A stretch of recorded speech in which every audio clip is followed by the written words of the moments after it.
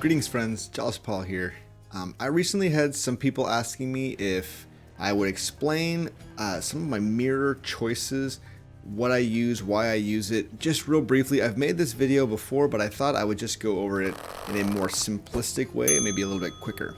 So this is basically the loadout that I run 90 to 95% of the time. And I'll explain kind of why I choose one or the other, or why I might switch it. So we'll start at the top. Shadow Presence. The other option is Fiery Presence. You do bonus damage for the first hit. I just find this to do a lot more. Shadow Presence, I backstab a fair amount. Even though Fiery Presence is 75%, you rarely is that first hit that important, in my experience. So I almost always have Shadow Presence on. Chthonic Vitality. The way I look at these two is Dark Regeneration is going to be more health overall, but it's when you receive that health. So Chthonic Vitality is great in sticks, so you get that 3 health after every little mini room in the hallway, which is better than Dark Regeneration, in which you don't really get any darkness in sticks. But in Tartarus, Asphodel, Elysium, this is definitely better. You're going to get a lot more health. And especially early game, you're collecting darkness a lot because you want to keep unlocking your mirror, so you might choose Dark Regeneration. I go back and forth on this one, but I think in general I stick with Chthonic Vitality just because I want more bonuses rather than darkness for the 5 health anyway. Death Defiance. This one I almost always use. The only reason why I would use Stubborn Defiance is if I was trying to game lasting consequences, the heat that makes it so you can't heal. Stubborn Defiance is great for that because it gives you health back, and you can get extra Death Defiances through Athena and a few other ways to have more than just the one.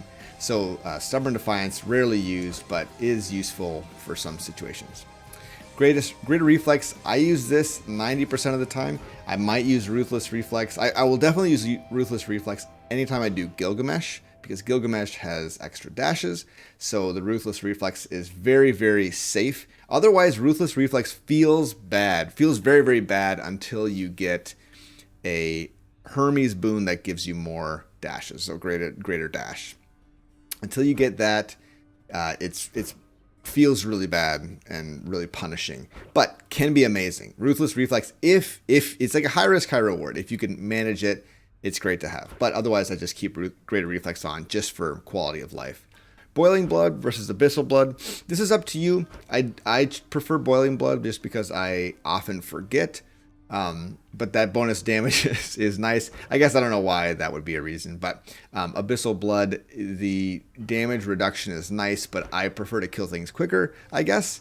And if I kill things quicker, then they don't have a chance to hit me versus damage reduction. It's kind of like at a certain point in the game, you decide, I'm just going to try to avoid getting hit. So all this damage mitigation is less valuable because I just want to get so good at dashing and using iframes to avoid damage that just a slight reduction in damage isn't as valuable to me. It's the same reason why Aphrodite is less popular for more experienced players, just because 30% damage reduction is great, but if you're trying to avoid all damage anyway, it really doesn't make that big of an impact. Mentally speaking, I guess in my mind, it doesn't affect me as much. So I stick with Boiling Blood. Infernal Soul, Stygian Soul, these two definitely go back and forth depending on the cast boon that you are using. Stygian Soul is great if you've got one of those casts that well, really it just depends. It depends on what you're going for. Stygian Soul is similar to Ruthless Reflex in it's a high risk, high reward. If you can get Stygian Soul buffed up and you get extra stones through Chaos or Artemis, it is the superior one by far. You're getting a lot more casts out. But Infernal Soul is great, like Haribo, it's great because you have all those casts right at the beginning. It's a nice burst.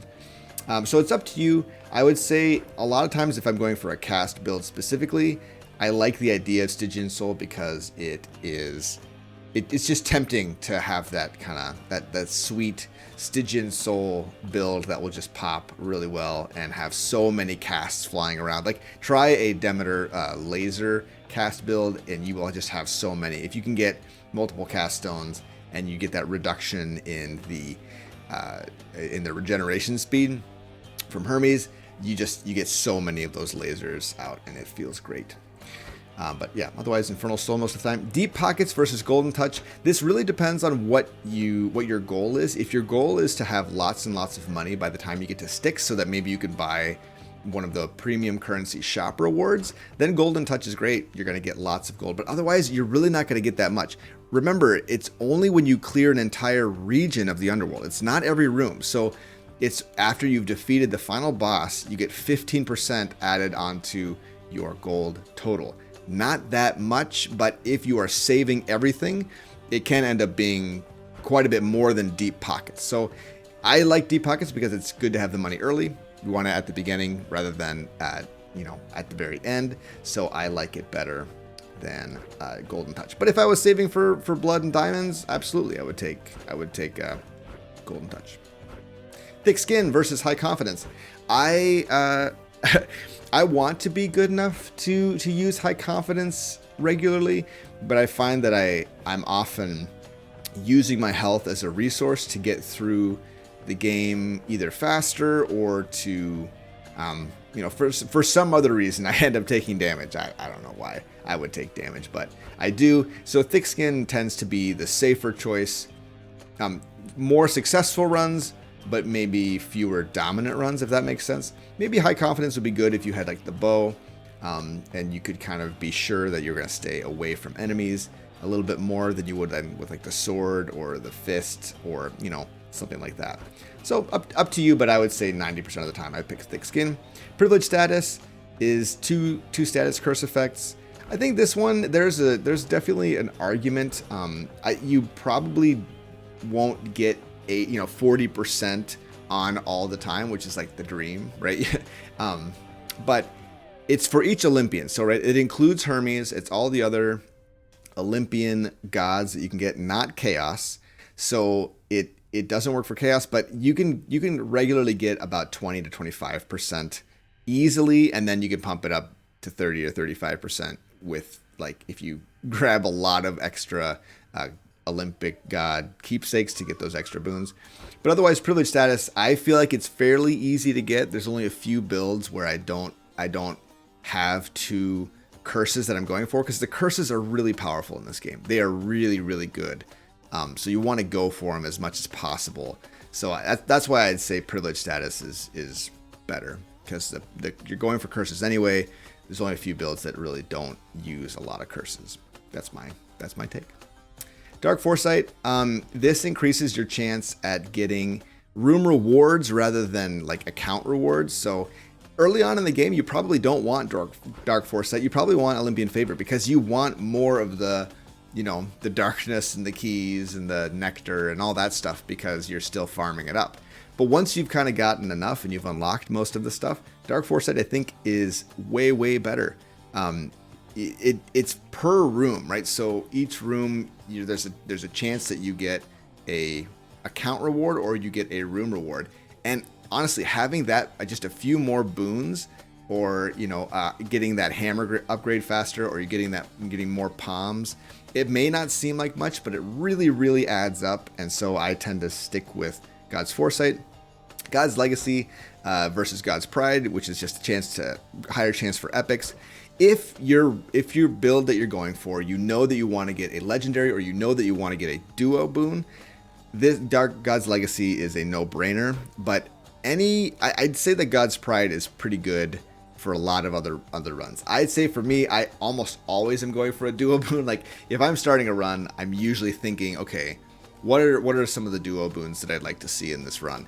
And so it's just natural for me to always stick with God's Legacy, or I'm looking for a legendary, right? Like, I don't just want, I suppose if I was going for a speed run and I had a very laser focused build, and it wasn't like I was just hoping for some cool stuff, I might take God's Pride. But God's Legacy feels better to me. And then Fated Persuasion versus Fated Authority. I used Fated Authority almost all the time before, and then I started doing I learned a little bit about speedrunning, and in speedrunning, they said, Fated Persuasion is much better. It's better for speed, but I think the more I use it, the more I feel like it's just better overall.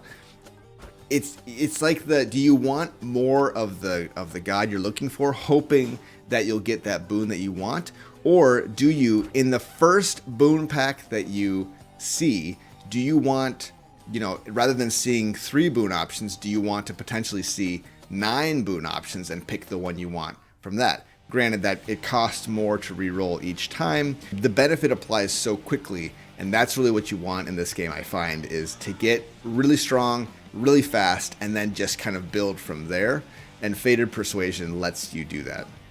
If you know you're going for a cast build, and say you're going for Dionysus cast, and you go and you open up that first boon pack from Dionysus, it feels really good to roll if you don't see the cast in the first, you know, 3 choices. You can roll again to see it, and I often will see it, and then that first room gets me started off on the right foot, rather than having to re-roll rooms afterwards trying to see that cast boon. Does that make sense? So that's kind of my general take on each of these. I hope that was useful. Very quick rundown, I guess. But if you have questions, please leave a comment below. I'm sure if I don't answer it, someone who is very knowledgeable in the game will see your comment and will answer it. I hope this was helpful, though. I definitely am interested to hear your takes on all of these, because I have gotten a lot of good insights from you guys. If you liked what you saw, please subscribe. If you liked the video, please like it. All of that, you know, all the YouTube stuff. And then if you want to join the Discord and kind of get more plugged into the Jawless community, there is a Discord that we run. And then if you want to support the channel in other ways, you can check out a Twitch stream. The schedule for my Twitch streams is below.